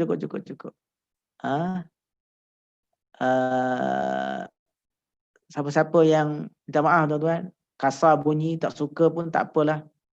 Siapa-siapa yang pakai kereta lekeh-lekeh tu, kalau pergi pejabat ikhtisas parking jauh, jangan parking dekat office. Malu. Tuan-tuan. Malu. Kalau boleh, tak payah bawa kereta, naik Grab lah. Tak kan? Betul tuan-tuan. Betul. Macam mana lagi? Apa lagi ayat jampi kan yang nak disebut supaya kita boleh ubah syariah main ni. Kan? Kita kena jadi kaya dan berjaya dunia dan akhirat. That's it, cukup. Full stop. Tak payah cakap banyak dah. Okay? Alright. Hajiat, taksiniat ni semua orang kata apa? Satu tadi soal priority. Alright? Okay, soal priority kan. Yang kedua soal kesempurnaan. Perfect dalam Islam. Okay? Priority, betul ya, kita kena kejar soal kesempurnaan tadi.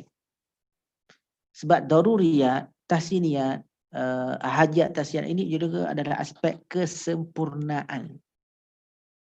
Perfection. Okay? Kesempurnaan. Kita buat benda jangan melepaskan batuk di tangga. Orang Islam. Kena perfect. Kena siap. Siap dalam keadaan terbaik. Bukan orang kata apa, macam ala kadar. Tak.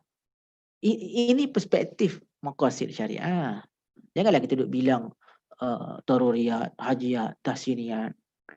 Lepas tu cloud. Kan itu cloud. Perspektifnya ya tadi soal priority dalam hidup, soal kesempurnaan, kan? Kan? Dan yang ketiga ialah soal dia ada priority, kesempurnaan, dan soal yang ketiga ialah soal orang kata apa, kalau kita tengok kan yang hajiat tu kan, kalau kita tengok tadi keutamaan, kesempurnaan ni, yang hajiat ni ialah soal keperluan dan hajat manusia, kemaslahatan bersebab keperluan dan hajat manusia. Jadi hajiat ni tuan-tuan ialah memenuhi keperluan dan hajat manusia, maka itulah syariat Islam. Ini kena ulas sikit tuan-tuan. Mungkin kita berhenti setakat ni hari ni kan. Habis kita dah 11 suku. Yang ni kena ulas sikit tuan-tuan.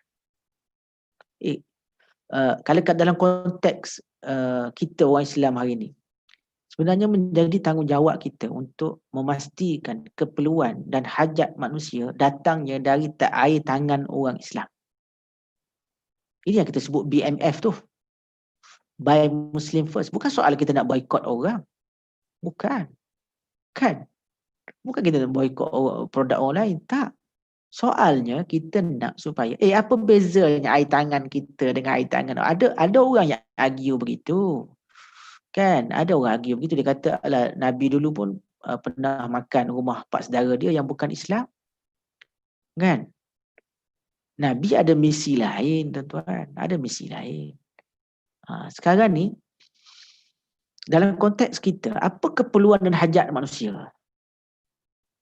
Dia perlukan kepada sistem yang adil, sistem yang barakah.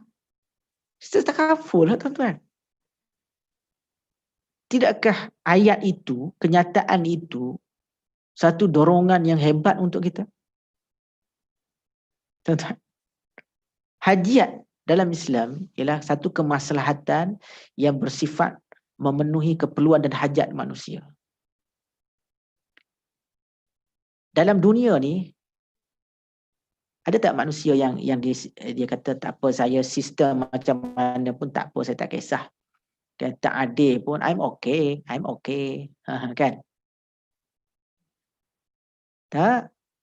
Keperluan manusia kepada sistem yang adil, yang orang kata apa, yang telus, yang berkat. Sistem takaful lah, kewangan Islam. Maka kita yang berada di line ini tuan-tuan, kita memperjuangkan maqasid syariah. Alright? Daripada satu perspektif lah, kan? Dan satu perspektif. Kalau kita nak cerita pasal technical perspektif, boleh je, tak ada masalah. Tapi kita akan ada kat situ je lah. Kita tidak rasa link. Orang panggil, dia tak mari, tak terdetik dalam hati kita, tak dirasa tu. Sekarang ni, kita memberikan rasa kepada kerja kita, kepada kerja tuan-tuan. Oh, rasa apa yang aku buat sekarang ni, aku berjuang sungguh-sungguh menyampaikan mesej takaful ni kepada seluruh orang. Sebenarnya aku sedang melaksanakan satu tuntutan daripada maqasid syariah. Boleh rasa tak kita tuan-tuan? Kalau gitu, kalau kita boleh bawa rasa tu boleh hadirkan dalam diri kita, kita tak rasa penat, kita tak rasa susah, kita tak rasa putus asa, kita tak rasa kecewa, malah kita rasa seronok. Kan? Kalau ada rejection, oh lah seronoknya reject. Baru ada rasa manis. Kalau asyik orang terima je, tak sedap juga. Kan? Kena reject. Tuan-tuan. Kalau bercinta, terus orang terima, tak ada thrill. Kan? Tak pernah itu.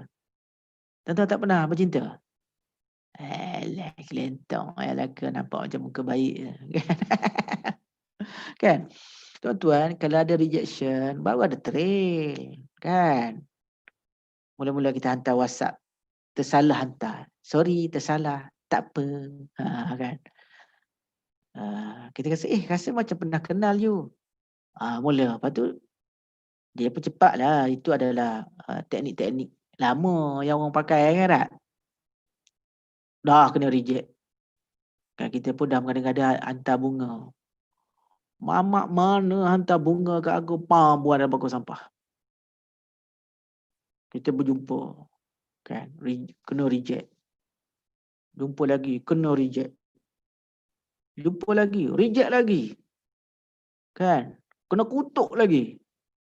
Last sekali. Allah Ta'ala buka hidayah dia. Mungkin betul lah mamak ni. Inilah aku pasangan aku yang sejati. Kan? Okey? Kalau awak betul cinta saya, nak saya, jumpa mak bapak. Dah mula accept, dah mula terima. Pada masa itu apa kita rasa tuan-tuan? Piramli kata, dunia ini anak yang punya lah. Kan? Manisnya Masya Allah. Kan? Jadi rejection tu manis. Sebab kita tahu matlamat kita. Apatah lagi dalam bab kerja kita ni tuan-tuan. So sekarang ni, biar hadir rasa tu. Baru kita ada rasa. Baru semangat. Buat kerja ada rasa. Kan? Acu cuba terates. Makan, tak ada rasa.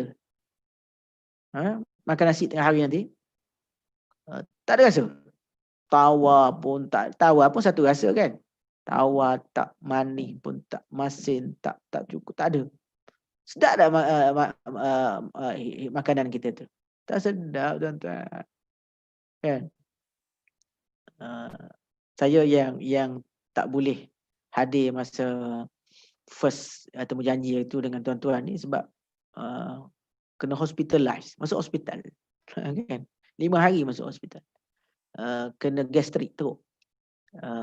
Bila kena gastrik, diet pemakanan tu hospital kontrol lah. Kan? Masya Allah, bagi bubur nasi yang tak rasa apa. Bagi bubur nasi tak rasa apa. Tak sedap makanan yang tidak ada rasa. Jadi bila kerja kita tidak letakkan rencah rasa yang betul. Kita tak semangat. Makan pun sikit. Kan? Makan pun untuk sekadar untuk tahan lapar je. Tapi bila kita letak rasa, rasanya kena dengan selera kita. Kan? Masya Allah, kita akan hayati makan kita tu berbeza dengan makan yang tidak ada rasa tadi. Sama juga dalam konteks kerja kita. Bila kita letak rasanya yang betul, rasanya tadi ni hajiat dalam konteks kerja kita, tuan-tuan, takkan kita nak buat sambil lewa. Takkan kita nak main-main. Okey, stop. Main-main, stop. Kan? Contohnya kat sini nak. Contoh kat sini, saya tak berapa setuju dia bagi contoh. Hajiat ni macam mempunyai lebih daripada satu kereta. Memang betul lah contoh ni. Tapi seolah-olahnya macam mempunyai lebih daripada satu kereta ni satu benda yang tak betul. Jangan salah faham tuan-tuan ya. Jadi kalau ikut keperluannya kita ada satu. Kan? Cukuplah satunya. Tapi kalau lebih daripada satu tu dia dah orang kata apa, dapat penuhilah keperluan dan hajat kita tu. Tapi yang benar-benar perlunya satu. Kan cukup dah. Tapi kalau ada dua lagi mudah. Kan boleh share dengan isteri. Tak payahlah kita pergi hantar isteri kan. Tapi kalau ada lagi banyak lagi bagus. Sehari sebiji. Kan? Nak jumpa klien yang high net worth, pakai hak ni. Nak jumpa yang sederhana, pakai hak ni. Jumpa yang biasa-biasa, pakai hak ni. Tak boleh buat gitu. Tak. Saya pernah jumpa dengan seorang. Dia Chinese ni, dia supply mesin photostat. Lama dah cerita ni. Masa saya baru-baru grad daripada UM dulu. Masa tu kawan saya dibuka kedai photostat. Di situlah. Lepas tu adalah Cina ni dia supply. Masa dia datang, bila kita sembang lah, kita kenal kan. Dia kata, saya kalau pergi jumpa klien macam awak ni, saya pakai biasa-biasa gini je. Saya terasa tau bila cakap macam tu. Maknanya dia anggap kita cikai lah. Tapi dia kata kalau saya nak pergi pejabat kerajaan, bila nak pergi jumpa syarikat-syarikat korporat, saya akan pakai kemas, pakai stylo lah dia kata. Padahal supply mesin photostat je. Tapi yang dia terasa tu bila disebut gitu lah. Natal sungguh kan. Dia anggap kita ni jual mesin photostat biasa kan. Tapi nak ceritanya yang soal tadi yang bukan memiliki kereta lebih daripada satu kesalahan. Tak, ni dari segi contoh. Kan, tapi kalau kita boleh buat style macam tu kan. Jumpa high net worth, jangan sama. Kan? Kalau pakai tie tu lah yang berkulat tu. Kan, pergilah grooming. Kan? Pakai grooming. Kan dia ada style. Kalau korporat dia mesti tie merah, baju putih. Kan? Kasut bertali. Seluar hitam. Kan? Pakai ada pen. Cok besar-besar Mont Blanc. Tudung saja pun tak apalah. Tapi hati-hatilah. Takut nanti cik punya pen. Alamak. Kita letak tudung je Mont Blanc. Kan? Letak.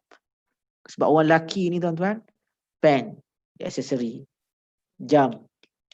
Kan? Tapi kalau ada cincin sikit, pakai tali pinggang. Jangan tak pakai tali pinggang. Kau seluar.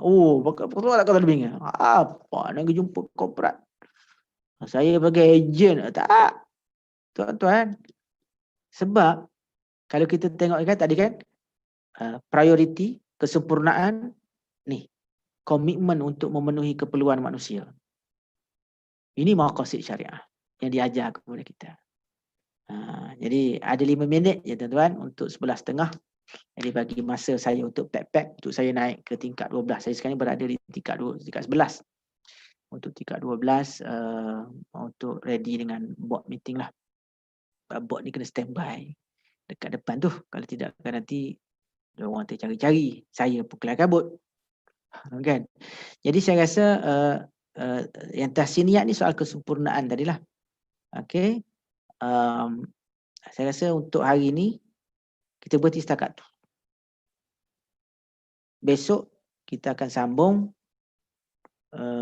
sistem muamalat Islam. So kita berhenti setakat dulu tuan-tuan. Tuan-tuan besok mungkin kita start muamalat. Lepas tu kita masuk perbezaan insurans dan takaful, perlindungan Islam. Lepas tu masuk teknikal sikit. Lepas tu last saya akan kalau sempat saya akan masuk sedikit soal satu tajuk di kita panggil Risalah Perjuangan di akhir tu, insya-Allah. Kan sebagai nak orang kata nak wrap up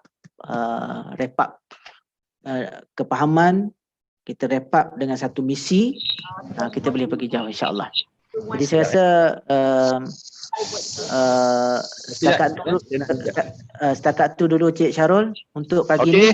Kita jumpa besok insya-Allah.